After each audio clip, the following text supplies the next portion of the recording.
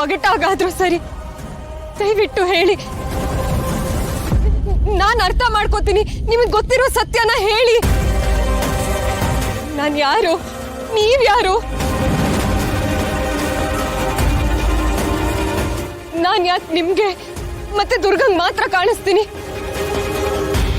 ನನಗೆ ಸಹಾಯ ಮಾಡಕ್ ಯಾರು ಇಲ್ದಿರೋವಾಗ ದುರ್ಗಾ ಯಾಕೆ ನನಗೆ ಸಹಾಯ ಮಾಡಿದ್ಲು?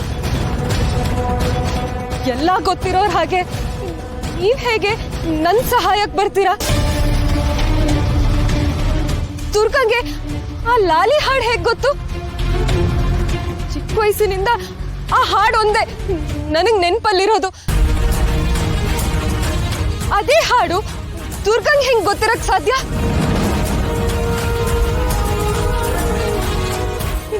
ನೀವೆಲ್ಲ ಯಾರು? ದುರ್ಗಾ ಹೇಳೋ ಅನುಭವಗಳು ನನಗೆ ಯಾಕೆ ಅಷ್ಟೊಂದು ಹೋಲಿಕೆ ಆಗತ್ತೆ?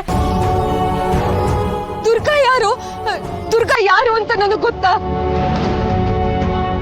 ದಯವಿಟ್ಟು ನಾನು ಕೇಳೋ ಪ್ರಶ್ನೆಗಳಿಗೆ ಉತ್ತರ ಕೊಡಿ.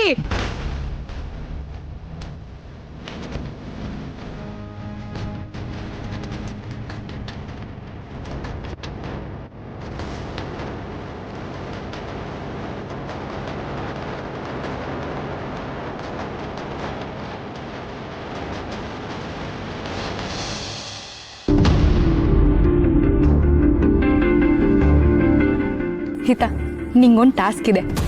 ದುರ್ಗನ್ನ ಏನೋ ಒಂದು ನೆಪ ಹೇಳಿ ನಾನು ಆಚೆ ಕಳ್ಸಿದ್ದೀನಿ. ಸೊ ನಮ್ಮ ಹತ್ರ ಕಡಿಮೆ ಟೈಮ್ ಇದೆ. ನಾನು ಹೇಳೋದನ್ನ ಸರಿಯಾಗಿ ಕೇಳಿಸ್ಕೊ. ಮಾಯಾ ಇನ್ನೇನು ಮನೆಗೆ ಬರ್ತಾಳೆ. ಸೊ ಅವಾಗ ನೀನು ಜೋರಾಗಿ ಹೋಗಿ ಅವಳಿಗೆ ಡಿಕ್ಕಿ ಹೊಡಿಬೇಕು. ಅವಳಿಗೆ ಕೋಪ ಬರುತ್ತೆ, ಗ್ಯಾರಂಟಿ ನಿನ್ಮೇಲೆ ಕೂಗಾಡ್ತಾಳೆ.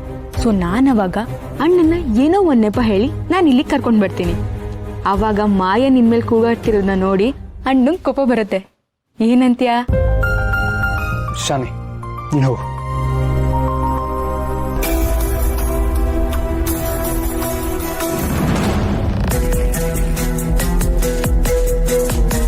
ಪುಟ, ಮಾಯಾ ಮನೆಗೆ ಬಂದಿದ್ದಾಳೆ. ಕಾರ್ ಪಾರ್ಕ್ ಮಾಡ್ತಿದ್ದಾಳೆ. ನಿಂಗೆ ಏನು ಮಾಡ್ಬೇಕು ನಿಂಗೆ ಗೊತ್ತಲ್ವಾ?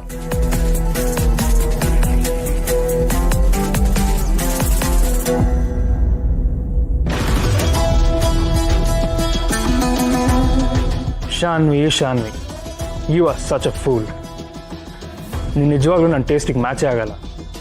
ನೀನು ನಿನ್ನ ಪ್ಲ್ಯಾನು 80s ಮೂವೀಸಲ್ಲಿ ಈ ಥರ ಐಡಿಯಾಸ್ ಇರ್ತಿತ್ತೇನೋ.